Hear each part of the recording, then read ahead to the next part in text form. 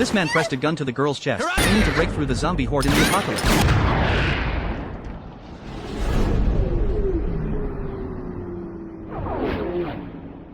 Not long ago, the world was suddenly struck by a zombie virus. A girl was dragged down the stairs by a zombie, and as she cried for help to her best friend, her friend viciously kicked her away. Unfortunately, she, too, couldn't escape the zombie attack. The origin of this global disaster can be traced back to an hour ago. On that day, a suspicious stranger was continuously banging on the school's front gate. 4 teachers at the school rushed to the scene and warned the man to leave immediately. The irritable PE teacher rolled up his sleeves and stepped forward, grabbing the man's collar. But what happened next was unexpected. The man suddenly bit the PE teacher's arm. Within moments, the PE teacher collapsed, motionless on the ground. The other teachers couldn't believe it. How could a simple bite cause death? But the next second, the PE teacher's eyes shot open, and he lunged straight for the female teacher's neck. Her screams echoed through the school. This terrifying scene was witnessed by Jack, who had skipped class. He hurried back to the classroom and pulled his childhood friend, Mary, to escape. John, curious about what was happening, learned from Jack that someone had been killed at the school gate. He found it hard to believe. Mary, not understanding, thought Jack was overreacting.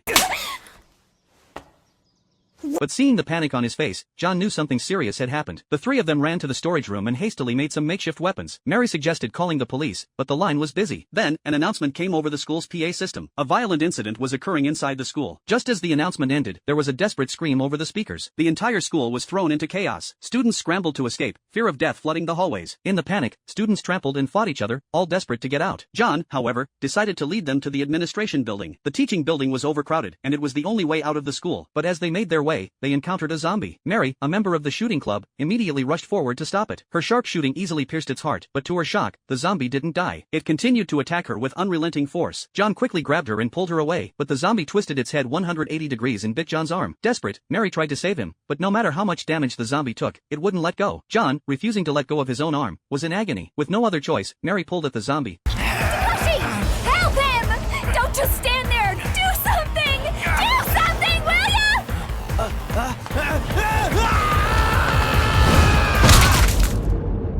Her eyes wide with fear. Looking down, they saw thousands of zombies gathering below. Realizing they couldn't escape through the building, they decided to head to the rooftop and wait for rescue. But when they got to the top, they found the situation outside was even worse. The entire city had fallen, and it was clear no one would be coming to help. The school had become a living hell, overrun with zombies eating anyone they could find. Once someone was eaten, they came back as zombies themselves. As the 3 of them debated their next move, they realized they had unknowingly been surrounded by zombies. They quickly decided to climb to the observatory and barricade the stairs with furniture. At the last moment, they managed to temporarily secure safety, but John was in a terrible condition. His eyes grew distant, and he looked like a man on the brink of death. It was clear that these zombies, just like in the movies, were deadly. One bite, and there was no coming back. John, knowing his fate, asked Jack to push him off the roof. He wanted to die with a clear mind in his final moments.